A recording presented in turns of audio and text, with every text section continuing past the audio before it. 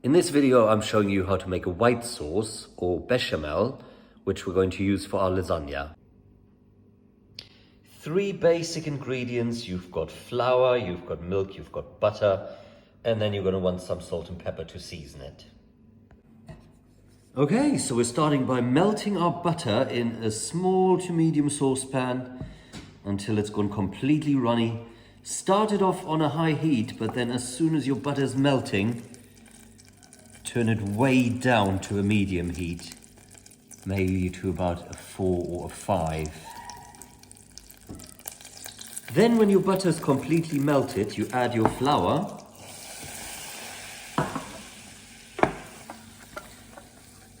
And you mix this to a paste, which is something we call a roux. You might want to take your saucepan off the heat, just to make sure it doesn't burn at this stage.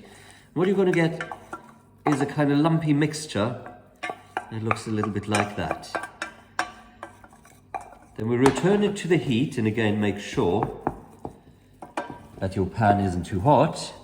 And you're going to little bit by little bit add your milk and keep stirring. And at this stage, I usually like to swap from a wooden spoon to a whisk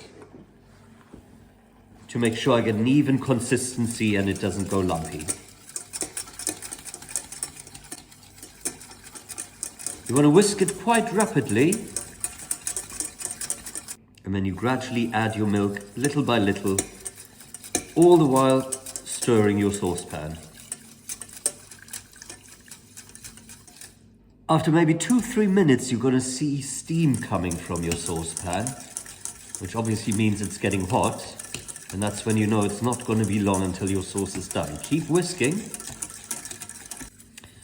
The secret to the sauce is really good temperature regulation. If at this point you feel it's not really doing anything, you might want to turn it up 1 or 2 and put mine back on a 7.